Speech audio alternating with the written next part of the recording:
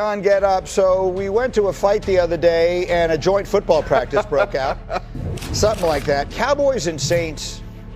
Someone explain to me exactly what we're doing here. Nothing. We got multiple fights. Look at this. We got a little German suplex action. Greeny, that is not good when a player goes to the ground without a helmet on. Like, somebody could get hurt. This is badly. actually some of the dumbest, most idiotic BS. Like, Go ahead. I don't know. I'm hearing in my like. I hear him say, "Hey, let's just hold this for next hour when we talk about it." But I'm just going to say this though. Yeah. I'm just going to say this. Like, look, players need to take accountability and some responsibility for acting like idiots. That's not what you're out there for. Like, dude, look at this. You're squaring off like it's UFC. Like, what the hell are you doing? Like, honestly, if there was a player that, honestly, for me, I didn't think was going to be a meaningful contributor to my football team, I'd be cutting people left and right. Honest to God, I'd be going, look, get him out of here, because it's proven nothing. Doing that kind of stuff proves nothing. And it's not, you know what, it's football, it's hot, you're going to get someone else. You know what? You barely practice. You guys practice once a day. You wear pads once a day. They cut down the off season. They've made it so much easier. You're making boatloads of money. This kind of stuff, you know what? We used to go and have joint practices. We used to went to Platteville for a week. Used to practice against the Chicago Bears. When I was with Cleveland, Atlanta came into Cleveland. We practiced against them. No one was doing this kind of BS, man. I don't know why this has become something that's so commonplace now with players, but they need to knock this off. And I'll tell you this, Greeny, give Brian Schottenheimer credit, because he certainly didn't put all the blame on the Saints. He thought the Cowboys could have handled things better as well. I saw the smile on your face, Hawk. I'm curious if you have a slightly different perspective. I don't know it one way or the other, but I was watching you smile as you were watching this. What do you think of it?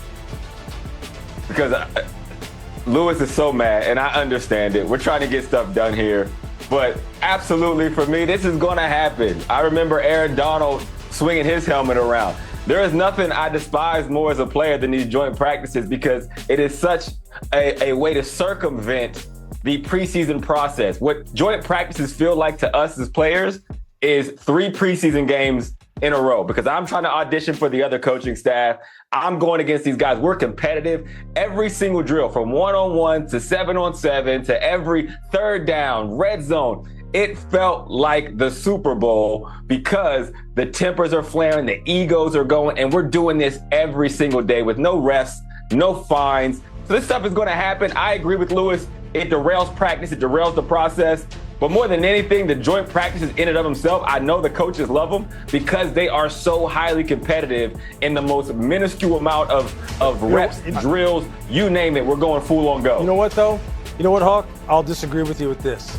It's pro ball, man. That's what they're paying us to do. You know, the fact that every drill is competitive and you feel as though everything is the Super Bowl and you have to prove yourself over and over again, I mean, that's just what we do. That's what they're asking us to do. That's what we get paid to do.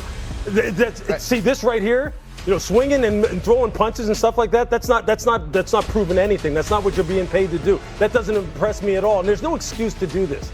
There's just not. There's plenty of time where you want to knock somebody out, knock them out, knock somebody out, knock them out during 11-on-11.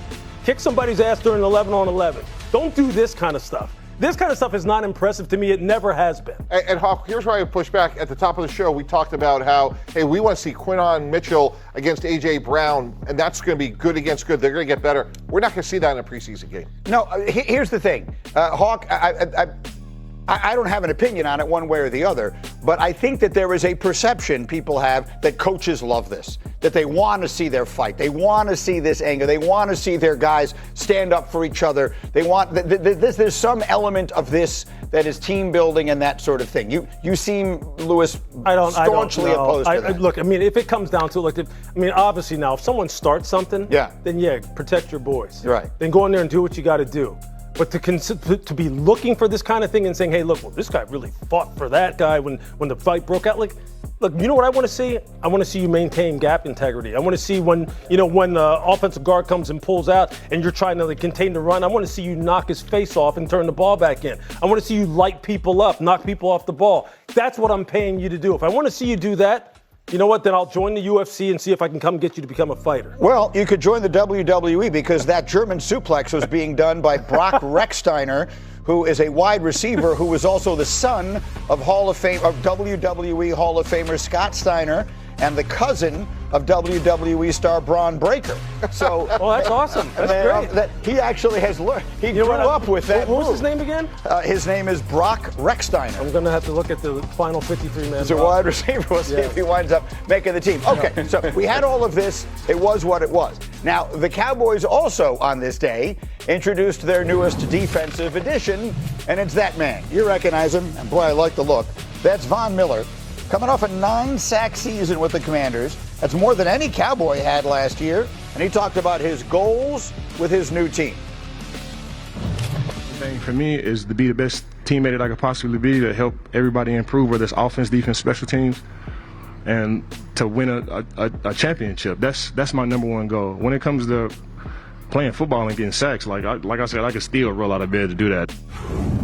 He can roll out of bed and do that. I think this move is being underrated. I think the impact of this is being underrated. Here's the concern.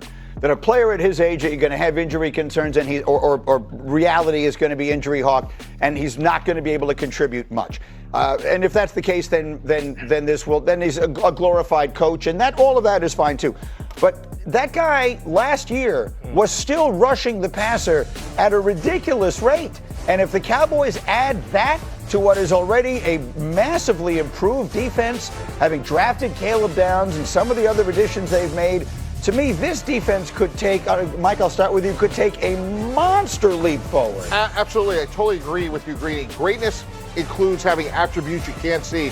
When I was at the Jets at this similar stage, we signed Jason Taylor. Yes. I remember the conversations he would have with DeBrickashaw Ferguson and other offensive linemen, and I think Von Miller may make Tyler Guyton a better player just by having lunch with him, talking about how he's a pro, how he recovers, how he lifts weight. So I think Von Miller, 15, 20 snaps a game, yeah, maybe he comes in 6 to 8 sacks, but I think this guy's impact will be well beyond the scorecard. I think this is a great signing. Talk to me, Hawk. Yeah, I agree. I think the impact he has as a leader, he's a 2-time champion, and I do agree he can get out of bed and get sacks because he is that much of a savant when it comes to getting after the quarterback. You add that to a defense that made a bunch of moves this offseason, nothing crazy splashy, which I like from the Cowboys for once because I do feel like they're building it brick by brick. But when you look at all the elements, you have Caleb Downs, who I think is going to be a leader on that defense. Well, now, just in case there's the things that he doesn't know as a player because he's new to the league, and although he is lights out on the field, now you have Von Miller, who truly has been here at the highest level, future Hall of Famer, Super Bowl winner, someone who's from Dallas and understands everything that comes along with this. Look, Lewis, look at the numbers on the screen. They got nowhere to go but up defensively. Yep. But with the addition of Downs, who, look, you can tell it better than anybody. I know there were people who thought that after Mendoza, he was the best player in this draft. Cowboys steal him where they wind up getting him. That addition and the others they have made. What are we looking at in the potential of this defense this year? Look, we'll start with Caleb Downs. I think first and foremost, the fact that he comes from Ohio State where he ran a system run by Matt Patricia that's as complicated as any system as you'll see in the NFL and was as efficient as he was, especially at that right there. Getting ball carriers on the ground, helping his defense get off the field, get the ball back to his offense. That's the number one thing that he is going to bring. The efficiency with which he plays. Number two, the communication that he plays with. Most big plays in the NFL happen because people aren't on the same page. He ran things at Ohio State. He's going to get this defense on the right page. His impact on this defense is immeasurable. There's a reason why people thought he was one of the best players because of how he played on the field, but it's more so like the communication, the versatility, the professionalism. When I got a chance to talk to him, I'm sitting there going, has this guy already been in the NFL? Because he just